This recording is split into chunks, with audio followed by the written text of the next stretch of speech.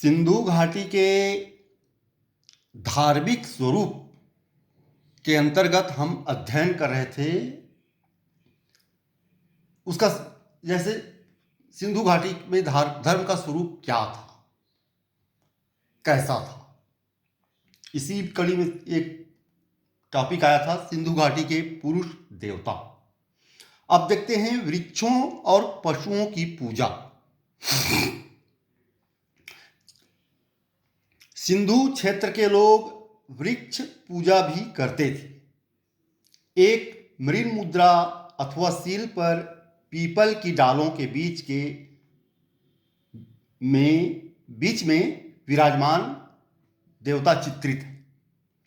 इस वृक्ष की पूजा आज तक जारी है। आज भी सनातन धर्म में अथवा हिंदू धर्म में पीपल वृक्ष की पूजा की जाती है।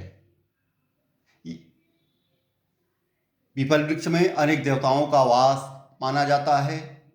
पीपल वृक्ष बड़ा पवित्र माना जाता है और आज भी पीपल वृक्ष की पूजा पूरे भारतवर्ष में सनातन धर्म में, हिंदू धर्म में जारी है। सिंधु काल में पशु पूजा का भी प्रचलन था। कई पशु मृण मुद्राओं पर अंकित हैं। इनमें सबसे महत्व का है कुबड़ वाला सांड। आज भी जब ऐसा सांड बाजार की गलियों में चलता है तो धर्मात्मा हिंदू रास्ता दे देते हैं।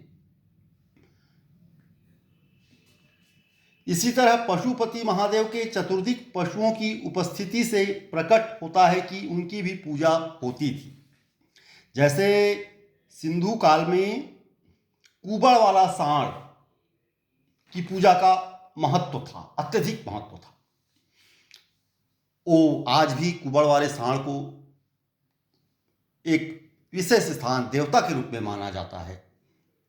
उसे आदि पुरुष शिव के वाहन के रूप में भी देखा जाता है। उनके वाहन नंदी के रूप में देखा जाता है। और तब भी सिंधु सभ्यता में भी कुबड़ वाला सांड की पूजा होती थी। इस सब पशुओं की पूजा से ऐसा प्रकट होता है कि उस समय आदि पुरुष महादेव शिव जी की पूजा प्रचलित रही होगी, किसी न किसी रूप में प्रचलित रही होगी।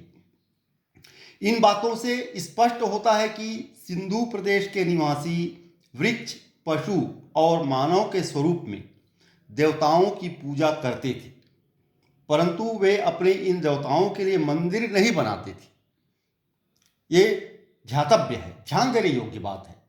वे वृक्ष, पशु और मानव के स्वरूप में देवताओं की पूजा तो करते थे, लेकिन उनके मंदिर बनाते थे ऐसा आभास नहीं मिलता, ऐसा प्रमाण नहीं मिलता कि वे अपने देवताओं के मंदिर बनाया करते थे। वैसे यद्यपि प्राचीन मिस्र और मेसोपोटामिया जो सिंधु सभ्यता की समकालीन है, वहाँ अपने इष्ट देव, अपने आराध्य देव के मंदिर बनाने का प्रचलन था। धर्मोपासना सूचक वस्तुओं के रहते हुए भी सिंधु सभ्यता के नगरीकरण को धर्म से जोड़ना ठीक नहीं होगा। ये जो बात कांस्य युग के अन्य नगरीय समाजों पर भी लागू होती है। यदा कदा कुछ विद्वान सिंधु सभ्यता के नगरीकरण को धर्म से जोड़ते हैं। ये इन सब बातों को देखकर ही ऐसा कह देना उचित नहीं होगा कि सिंधु सभ्यता का नगरीकरण धर्म से संबद्ध था। और यही बात कांस्य युग की अन्य नगरीय सभ्यता, अन्य नगरीय समाजों पर भी लागू होती है कि उन सभ्यताओं के नगरीकरण स्वरूप को धर्म से नहीं जोड़ा जा सकता है।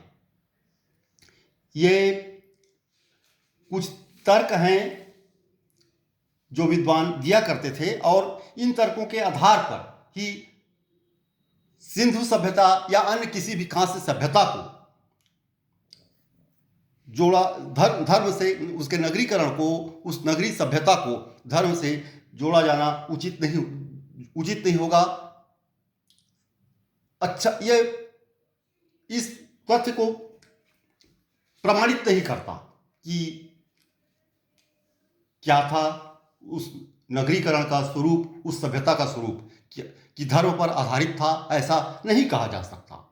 धन्यवाद।